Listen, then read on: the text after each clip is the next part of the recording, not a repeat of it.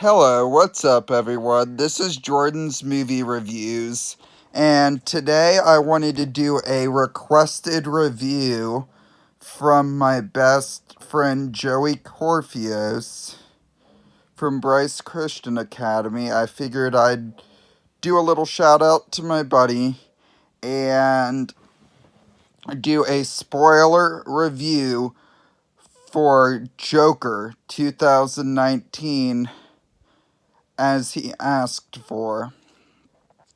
So, let's just say right off the bat, this movie is fantastic. I have to say it's probably my favorite comic book movie of the year, far and away. Before that was Avengers Endgame, used to be my favorite comic book movie of the year, but not anymore. Joker is so good because it transcends the genre of your typical comic book movie. So let's get into spoiler specifics of the storyline. So if you haven't seen Joker yet, spoiler warning. You have been warned. There will be spoilers ahead. The movie starts out with a sickly man named Arthur Fleck who is trying to become a stand-up comedian, and he takes care of his mother who appears to have had a affair with Thomas Wayne at the very beginning of the movie, or toward the middle of the movie. I'm not exactly sure when, but not very long into the movie, Arthur Fleck, who becomes Joker later in the movie, he finds a letter from Thomas Wayne, and finds out that his mom could potentially have lied to him. The letter basically says that his father was Thomas Wayne, and that he was tied to that Arthur Fleck was tied to a radiator when he was younger and beaten supposedly relentlessly. And the reason why I bring that up before going back to the very beginning of the story, is because I wanted you to get a sense of just how tragic this poor man's life is at first. What he does with the tragedy is another story entirely, but then at the beginning he gets beaten down by some thugs in an alleyway, and his sign gets stolen, and he's on the ground crying and just in a state of utter shock and pain. And I legitimately felt bad for the guy when I first saw this movie, because it just felt so real. It makes you wonder that if these people, of Gotham City weren't so mean to Arthur Fleck and constantly beating up on him, and would have maybe extended an olive branch, like they say, and been a little nicer to him, maybe he wouldn't have turned into the Joker in the first place. But with Gotham being such a seedy and vile city, that wasn't the case, because shortly after that, one of his friends from the clown company he works for and eventually gets fired from gives him a gun to protect himself, which, of course, this guy that was a friend slash surrogate father to him, he didn't know that Arthur was mentally unstable. He just thought that, from his point of view, from what I could tell from seeing the movie twice already, is that he just gave him a gun to protect himself, and he had no clue that Arthur was as mentally unhinged as he was. So, as the movie goes on, and as we find out that there's a woman next door named Sophie that is actually played by Zazie Beetz, which, if you've seen Deadpool 2, you will recognize that actress from that film because she played Domino. Little fun fact for you. And you think she's there to comfort him when his mom's in the hospital, and all this stuff that you think, oh, he's actually in a relationship with her after they met in the hallway that day. But then shortly after, you come to find out when she shows up at his apartment door and asks, hey, were you following me today? And he says, and he kind of stutters and was like, well, yeah. And then you come and he asks her to come to one of his comedy shows. It basically, and then shortly after, you see flashback sequences that make you find out that this girl Sophie wasn't actually there. It was all in his mind. So I thought that was a fascinating aspect of this film, because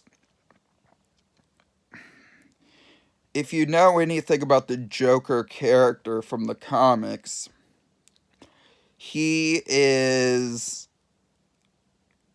not only an unhinged psychopath, well, on the surface level, he is that, but his quote unquote origin story has always changed. There's never been a definitive origin story for this particular character. It's always changed throughout the comics, and even this movie, which I could tell when I saw it that even though the director Todd Phillips said that, oh, we're not taking from any comics, they did, because if you know anything about a particular storyline called Batman the Killing Joke, the Joker was presented as a failed stand-up comic. And I could definitely tell that they took loose inspiration from that storyline. Whether Todd Phillips wanted to admit they did or not is a different story. But back on to the movie. Then, about the halfway point, we see him on a subway with these men that are on their way to an interview at Wayne Enterprises, and they're just throwing French fries and everything at this beautiful young woman that doesn't obviously want anything to do with them. And it's and I didn't really think about this the first time I saw it, but the second time I saw it was kind of a little more obvious that you could perceive that as if she hadn't got up and ran when Arthur started laughing with his uncontrollable condition that he has, that's actually a real life condition called um oh crap, I forget what it's called, but it's a real condition where people will just start laughing uncontrollably, and it even hurts them to the point where they sometimes choke on their own laughter.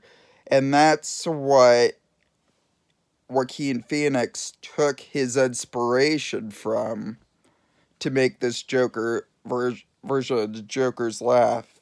Anyhow, then he starts laughing, the girl runs away, and these thugs come over to him, and he starts coughing, trying to get out his card to show them, and he shows them that he has a condition. He's like, they're like, "Oh, you got a condition, buddy. That's for sure." And that might not have been their exact words. It's been a while since I've seen the movie, but then they start beating up on Arthur. And this was the point in the movie where I really saw the switch in personality from Arthur to Joker. And if you're not paying attention, that switch will completely confuse you, because you'll think that he's still the Arthur we saw before that was keeping it in, which, no. Because the first two guys that were attacking him, he appears to shoot in self defense. But the last one runs away screaming, trying to protect himself, so he runs away. And this begins a short but tense chase sequence where Arthur chases this guy through the subway in his clown makeup and everything, and that was a big reason why I thought it was a signal, the shift from Arthur the Joker's personality. And he chases this guy down, shoots him in the leg, and then as this guy's crawling up the steps trying to get away from him, he shoots him in the head. And that to me was the shift from Arthur to Joker, because Arthur, he was a guy that, even though you could tell he was mentally unstable, he typically kept it to himself and didn't really want to cause too much ruckus. But once he switched to that mindset of the Joker character, he just didn't give a crap anymore. He he basically he suffocated his adopted mother, which we come to find out because when he corners Thomas Wayne in the restroom, we come to find out that he wasn't his father. And then after that, he suffocates his mother to death in the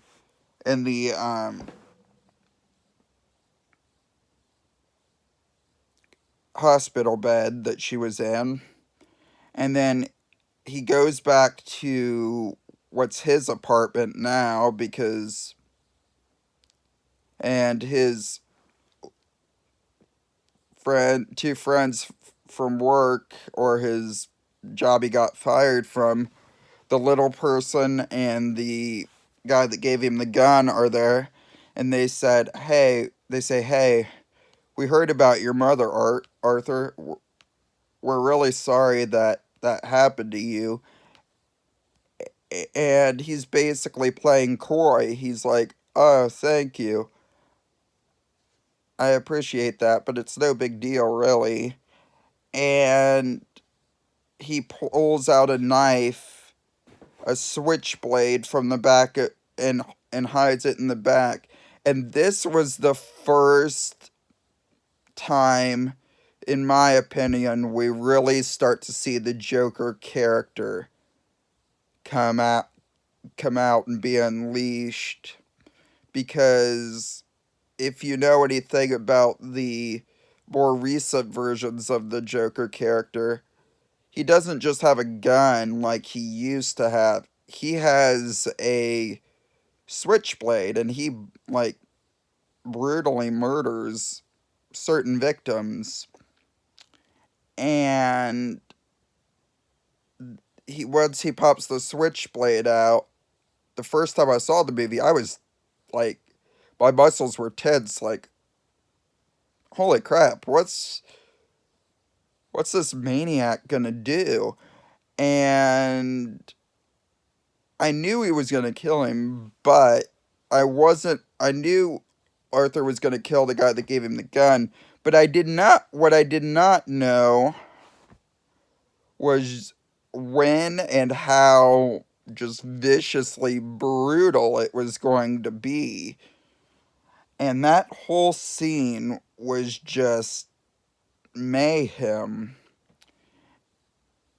And I don't want to make this review too long, so we're going to skip to the ending here, which to me was one of the best parts and where I think it should have ended personally. So I'm just going to end my review here after this sequence. When he first puts the Joker suit on and gets the makeup, he goes on this talk show called The Murray Franklin Show, which he loves. Him and his adopted mother that he killed earlier on in the film used to watch it all the time, and he comes on, and Murray Franklin, played by Robert De Niro, says, "What's with the get up?" And he's like, "I just want to make people laugh." And so Murray Franklin, going out on his show, does the introduction, not even thinking anything of it. He just says, "We know what happened tonight with the massacre, subway massacre, with the guy in the clown outfit. We just want you guys to know that this guy was not a part of that. He just wanted, this was how he wanted to come out, just to make people laugh. So,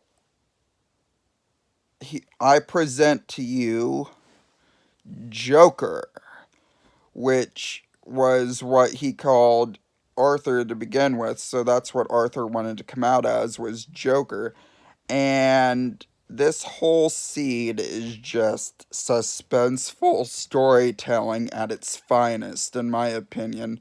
The whole movie was suspenseful, but this sequence in particular was just nail biting, edge of your seat suspense, in my opinion, because Joker comes out dancing. He goes up and he kisses this old lady, like French kisses this old lady, and it was just shocking and gross and just vile and all these different things that the Joker character is from the comics.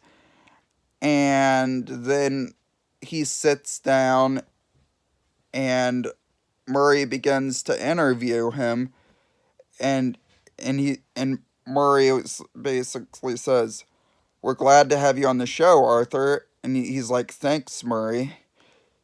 And so what what starts off as just an innocent sequence that quickly turns dark, where all of a sudden Joker says, "You know, I killed those people on that subway today, and I didn't even feel anything remorseful about it." And those might not have been his exact words. It's been a while since I've seen the film.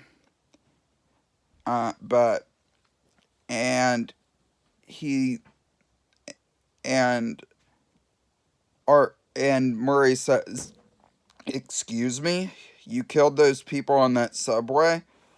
And he's like, "Yes," and starts laugh, and then he just starts smiling. And Murray's like, "Do you think this is funny to you?" And he's like, "Yes." And and uh, and everybody in the crowd gasps.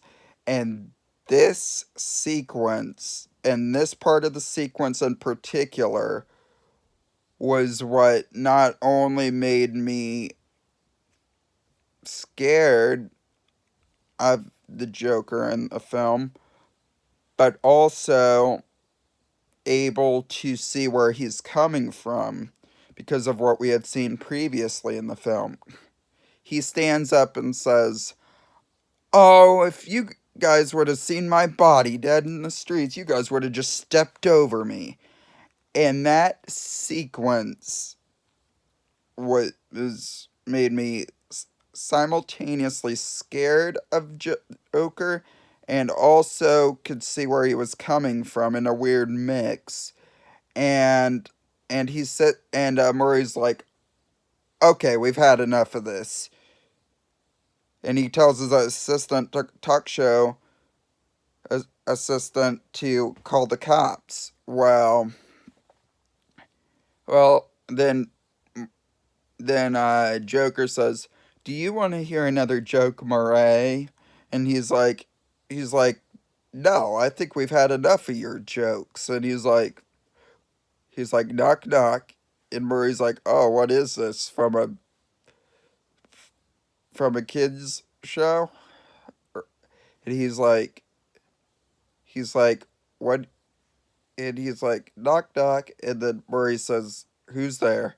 And he's like, and he says, "What do you get when you cross a mentally ill loner with a society that treats him like trash? You get what you deserve." And shoots Murray in the chest, and then shoots him in the head, kills him in front of the whole crowd. And that sequence shocked the crap out of me because earlier in the movie, there's been several scenes where he'll like hold the gun up to his chin like he was going to kill himself. And that's what I thought was going to happen when he went on that talk show the whole movie the first time I saw it. But no. He kills the talk show host, Murray Franklin, who he looked up to as a surrogate father earlier in the movie, and that was just shocking to me. Anyhow, I'm going to cut this review short because it's already at almost 24 minutes long. So, sorry if I rambled. I will see you all later. Peace out.